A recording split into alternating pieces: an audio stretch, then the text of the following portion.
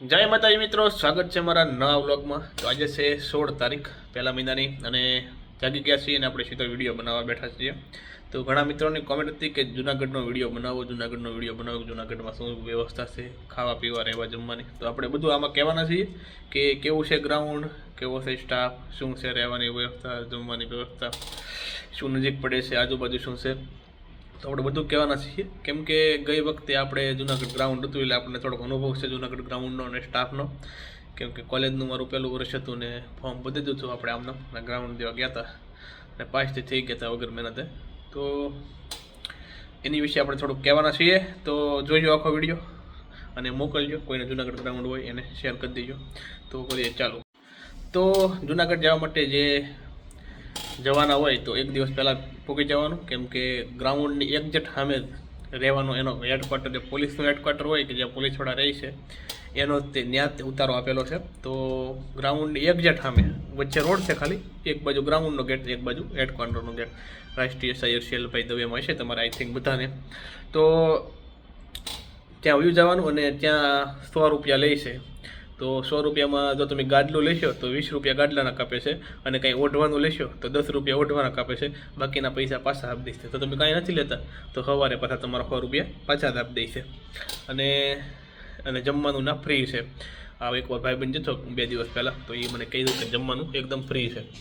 તો આવી છે રહેવાની જમવાની વ્યવસ્થા। તો તમે ત્યાં જ રહેવાનું, કેમ કે એકદમ ગ્રાઉન્ડની સામે જ છે અને પોલીસનું જ છે એટલે બધા છોકરા ત્યાં આવતા હોય એટલે સવારમાં જાગવાનું વહેલા રહે। તો ગ્રાઉન્ડની વાત કરીએ કેવું છે ગ્રાઉન્ડ, તો 12 રાઉન્ડ છે અને એકદમ મસ્ત ગ્રાઉન્ડ છે। તો ગ્રાઉન્ડમાં કંઈ પ્રોબ્લેમ નથી, બૂટ પહેરીને દોડી શકો છો અને ઉઘાડા પગે દોડી શકો છો।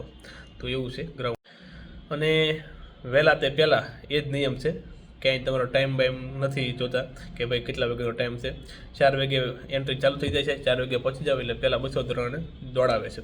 તો મારું તો એવું કહેશું પહેલાં જ પહોંચી જાવ, કેમ કે જે વહેલા જાય છે એમાં પાસ થવાનો રેશિયો વધારે છે। તો વહેલા પહોંચી જજો તો તમારા પાસ થવાનો રેશિયો વધી જાય છે।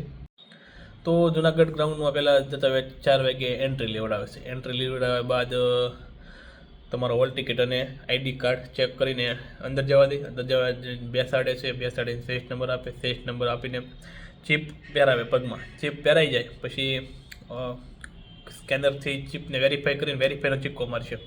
વેરીફાઈનો ચિક્કો મારીને આગળ જવા દેશે। આગળ જઈને તમને સ્વેટરને એવું કઢાવશે, રબર આપશે અને આ કરાવશે અને બધી લાઇનમાં બેસાડશે। લાઇનમાં બેસાડીને પછી રનિંગ કરવા લઈ જાય છે। રનિંગ થઈ જાય એટલે જેને પાસ જાય છે એને અલગ બેસાડશે, ફેલ છે એને અલગ બેસાડશે, પછી પેટ પાસ પીએચડી પાસનો ચિક્કો મારશે, પહેલાં એકનો ચિક્કો મારશે કે રનિંગ પાસ। એમાં જે રનિંગ પાસ થઈ જાય છે એને આગળ લઈ જશે, આગળ લઈ જાય અને સાથી એને હાઇટ માપશે। એમાં જે પાસ થઈ જશે એને પેટ પાસ પીએચડી પાસ 2 સિક્કા લાગી જાય એટલે સીધા બહાર થોડી વાર બેસાડી અને ચેક કરતા હતા ચેક વ્યવસ્થિત છે ચેક્કા મળેલા પાસ છે એને તેને ફેલ છે એને એક વાર સાઇન કરાવીને સીધા બહાર રનિંગ પૂરું। તો આવું છે ગ્રાઉન્ડ। જે જાય છે મારા મિત્રો જૂનાગઢ એ બધા એમ જ કહે છે કે ભાઈ એકદમ મસ્ત ગ્રાઉન્ડ છે, જોરદાર, અને સ્ટાફ એ બહુ હેલ્પફુલ છે, તમને હેલ્પ કરે છે। તો સાથે ન થતી હોય તો ત્યાં પુશઅપ કરાવે છે, 1-2 વાર પુશઅપ કરાવે છે, પછી પુશઅપ કરાવીને 1-2 વાર સાથીમાં આપે છે, ન થતી તમને પછી અપીલ કરાવે છે સામેથી। તો એકદમ મસ્ત સ્ટાફ છે એટલે એમાં કોઈ ખામી નથી। તો જૂનાગઢ ગ્રાઉન્ડ હોય તો એ આ બધી વાતનું ધ્યાન રાખવું। અને હું તો કહું જ્યાં ગ્રાઉન્ડ હોય, જૂનાગઢની જ્યાં ગ્રાઉન્ડ હોય એક દી અગાઉ તમે પહોંચી જાઓ તો બહુ સારું રહે, કેમ કે તમે એવું ટાઈમિંગ લઈ જતા હો કે આપણે ટાઈમે પહોંચી જઈશું તો તમે એક તો ટ્રાવેલિંગથી થાકી જાવ ને પછી પાછું ગ્રાઉન્ડે પહોંચવું ને એ વાતાવરણમાં ઓલું થવું, એ કરતાં તમે એકદમ એક દી વહેલા પહોંચી જાઓ, તમે વાતાવરણમાં સેટ થઈ જાઓ માહોલના, જે તમને ટેન્શન થતું હોય ને બીજા બધાનું ટેન્શન ન થાય, કેમ કે તમારી જેવા જ બધાને આવેલા હોય એટલે એકબીજાને થોડીક વાતચીત કરો એટલે ટેન્શન વયું જાય। તો એક કોમન કોમેન્ટ હતી કે ભાઈ અપીલ કેવી રીતે કરાય છે। તો અપીલ ભાઈ તમને ના કહે કે તમારે અપીલ કરવી છે તો તમને ના કહે અપીલના નિયમ આ છે અને આવી રીતે તમે અપીલ કરી શકો છો કે ભાઈ તમને હાઇટમાં એમ લાગતું હોય કે શંકા છે મારી હાઇટ વ્યવસ્થિત માપી નથી તો તમે અપીલ કરી શકો। તમને એમ લાગે મારી સાથે થઈ જાય છે સાથે માપી નથી તો તમે અપીલ કરી શકો છો। અને અમુકને ગ્રાઉન્ડમાં એવું હોય કે ભાઈ રનિંગ કરતાં રાઉન્ડ ભૂલી જાય, એને એમ લાગે મેં રનિંગ કરી નાખ્યું છે પણ હું પાસ કેમ નથી દેખાતો, તો ત્યાં સીસીટીવી મૂકેલા હોય છે અને ઓલી ચીપમાં દેખાડે તમે કેટલા રાઉન્ડ માર્યા એ બધું ચેક કરે ને કે ભાઈ તે એટલા રાઉન્ડ માર્યા છે આ જો તારું સીસીટીવીનું લાઈવ રેકોર્ડિંગ તો ફેસ નંબર આપેલો હોય ને એમાં સીસીટીવી ચાલુ જ હોય ઉપર તો એ રીતે તમને દેખાડી દે કે ભાઈ તો એ તમે અપીલ કરી શકો કે ભાઈ મારી સાત્વિક હાઇટમાં મને શંકા છે કે ભાઈ હરકીમાં આવી નથી તો અપીલ કરી શકો છો અને અપીલ કરો એટલે ફરી વાર તમારું માપે અને એમાં ફેલ થાવ તો તમને કાં બહાર કાઢે પાસ થાવ તો પેટ પાસ પીએચડી પાસનો સિક્કો મારીને પાસ કરે તો આવી રીતે હોય છે અપીલનું કંઈ હોય નહીં ત્યાં તમે ત્યાં કહો કે તમને પૂછશે તે તમારી નિશાતી થતી હોય ને અપીલ કરવી છે તો તમે કહો હા અપીલ કરવી છે તો કંઈ છે નહીં. અને બીજી એક કોમેન્ટ એવી હતી કે ભાઈ ટાઈમિંગનું શું છે ટોપ વોચનું કેવું છે ઘડિયાળ કેવી રીતે રેગ્યુલર ટાઈમ બતાવે છે કે ત્યાં જે ટાઈમ ચાલુ હોય એ ટાઈમ જ બતાવે છે કે એમ. તો એમાં એવું છે કે એમાં રેગ્યુલર ટાઈમ જ બતાવે કે અત્યારે 7 વાગ્યા છે તો 7:25 થઈ છે તો 7:25 અને સેકન્ડ ચાલુ હોય 10, 15, 16, 17, 18 એમ એ રેગ્યુલર ટાઈમ જ બતાવે. એમાં ટોપ વોચ ન ચાલુ થાય તમે દોડો એટલે ટોપ વોચ ચાલુ થઈ જાય એવું ન હોય કેમ કે એનું કારણ એવું છે કે 200 દોડાના હારે દોડાવે તો પહેલાં 2 લાઈન દોડે કરે એ લાઈન થોડીક આગળ જાય પછી એની પાછળ બીજી 2 લાઈન દોડે એની પાછળ બીજી 2 લાઈન દોડે એમ દોડે તો ટોપ વોચમાં મેળ ન પડે.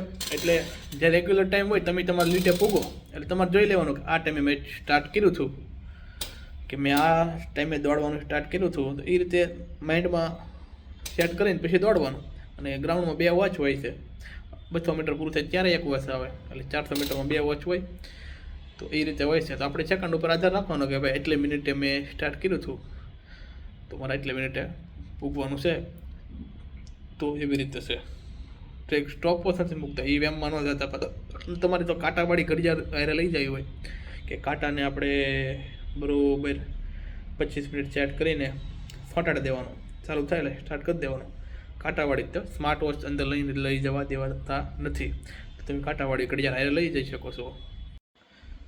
તો મિત્રો સાતીનો એક કોમન ક્વેશ્ચન હતો કે ભાઈ સાતીમાં શું છે જવા દે કે ન જાય એટલે કે જવા ન દે તમને પણ શું કહેવાય નોર્મલ થતી હોય અને ફૂલતી ન હોય તો હેલ્પ કરે પોલીસવાળાના સ્ટાફ સારો હોય ને હેલ્પ કરે તો તમને જવા ન દે ભાઈ એમ ન જવા દે. એટલે જે કાયદા કાનૂનમાં આવતા હોય સ્ટાફ એવી રીતે જ કામ કરતો હોય તો સાથે તમારી નોર્મલ 79 થઈ જતી હોય ઓબીસી માટે ને બીજા માટે 79 થતી હોય કે ભાઈ 79 નોર્મલ હોવી જ જોઈએ એ તો તમારી સાથે થઈ જતી હોય અને ફૂલથી ન હોય ને તમને હેલ્પ કરશે એકદમ સારો સ્ટાફ છે બધા ગ્રાઉન્ડમાં એટલે એ ટેન્શન ન લેતા તમારે નોર્મલ થઈ જાય છે તો બિંદાસ ગ્રાઉન્ડ કરો ઓકે.